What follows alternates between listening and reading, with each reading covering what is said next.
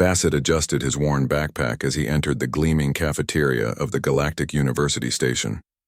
The massive hall buzzed with hundreds of alien species, their conversations creating a symphony of clicks, whistles, and harmonics that his universal translator struggled to process. As one of only 12 humans accepted into the prestigious Interstellar Academy, he had grown accustomed to being the subject of curious stares and whispered comments.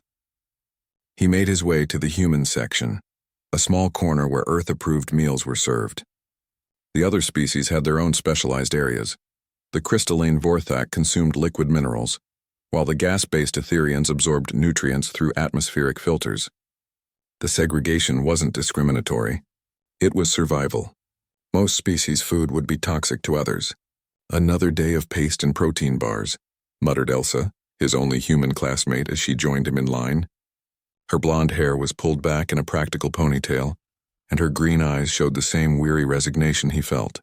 They had been friends since orientation, bonding over their shared isolation and the constant challenge of proving humanity belonged among the galaxy's intellectual elite. Behind them, a group of Zilithian students, tall, mantis-like beings with iridescent carapaces, chittered in their native tongue. Bassett's translator caught fragments: primitive mammals, bland sustenance, evolutionary deficiency. One of them, Crystal, turned toward the humans with what passed for a smirk on his angular face. "I observe the humans consuming their food again," he said, his voice carrying the characteristic harmonic undertones of his species. "How do you maintain cognitive function on such primitive nourishment?" Other alien students began gathering, drawn by the prospect of entertainment. A blue-skinned Aquarian floated closer in her mobility suit, while several plant-like Verdians rustled with curiosity. "Our food serves its purpose," Bassett replied diplomatically, though his jaw tightened. "Purpose?" Crystal's mandibles clicked with amusement. "We Zilithians consume cognitive enhancement nectars distilled from sentient flora. The Aquarians feast on psychically active plankton that expands consciousness. The Verdians photosynthesize stellar radiation itself. And humans eat processed matter barely above decomposition." Laughter rippled through the gathered crowd, a strange medley of sounds that somehow conveyed universal mirth. Elsa stepped forward, her cheeks flushed. "Maybe our food isn't fancy, but it's gotten us this far. We made it to the stars, didn't we?" "Barely," scoffed a Verdian, its leaves rustling disdainfully. "Your species only achieved interstellar travel 3 cycles ago. Children among the cosmic community." Bassett felt something snap inside him. He had endured months of condescension, of being treated as an inferior life form despite scoring in the top percentile of every exam. His hand moved to his personal storage compartment, a habit from Earth he hadn't broken. "You want to talk about advanced food?" he said, pulling out a small, innocent-looking red pepper. "This is a Carolina Reaper chili. We grow these on Earth for recreational consumption." The alien crowd pressed closer, intrigued. Crystal's compound eyes studied the small fruit. "It appears unremarkable. What makes it significant?" Before Bassett could answer, Elsa grabbed his arm. "Bassett, don't—" But he had already bitten into the pepper. The reaction was immediate and catastrophic. Every alien scanner, environmental monitor, and safety system in the cafeteria began shrieking alarms. Red warning lights bathed the hall as automated voices announced in dozens of languages. "Toxic substance detected. Lethal contamination alert. Evacuate immediately." The alien students scrambled backward in terror. Several Aquarians' mobility suits went into emergency filtration mode. The Verdians' leaves curled up defensively, and the Zilithians' carapaces shifted to protective configurations. Bassett stood calmly chewing, his eyes beginning to water slightly but otherwise appearing completely normal. He swallowed and reached for his water bottle. "Station security to cafeteria level 7, blared the intercom.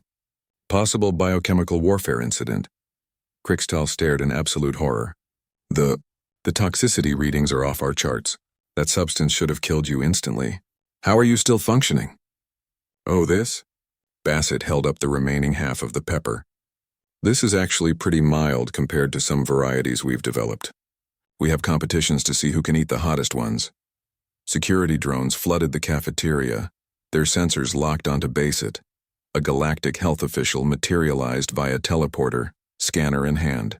"Sir, you need immediate medical attention. The official gasped, reading his instruments.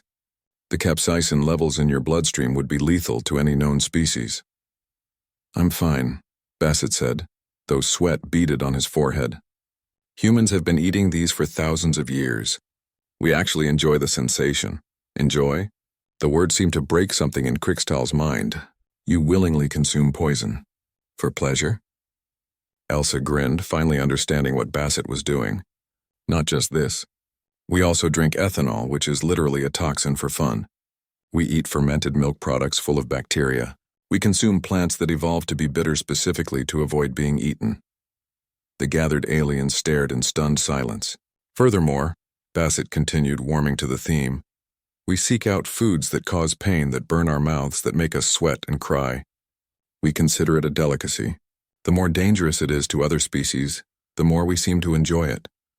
The health official's scanner was going haywire. This is unprecedented. Your species has weaponized your own digestive system. Not weaponized, Bassett corrected. We just have different standards. While you've been perfecting consciousness-expanding nectars and stellar radiation absorption, we've been building tolerance to things that would kill most of the galaxy. We don't need cognitive enhancers because we're already insane enough to eat poison for breakfast. Krikstal took a shaky step backward. You're all completely mad. Probably, Elsa agreed cheerfully, but we're mad in all the best ways. The alarm systems gradually quieted as the contamination protocols confirmed the toxin was contained to one individual who showed no signs of distress. The crowd of aliens began to disperse, casting nervous glances at the two humans. As Krikstal retreated with his group, Bassett heard him whisper to his companions, "Remind me never to question human capabilities again. If they willingly consume lethal toxins for entertainment, imagine what they're capable of when actually threatened." Bassett and Elsa exchanged a satisfied look as they finally approached the food dispensers. "Think they'll still call our food primitive?" Elsa asked. "Somehow," Bassett replied, taking another small bite of the pepper and savoring the burn. "I doubt it." From that day forward, the humans at Galactic University found themselves treated with a new kind of respect, the wary deference reserved for species too dangerous to underestimate.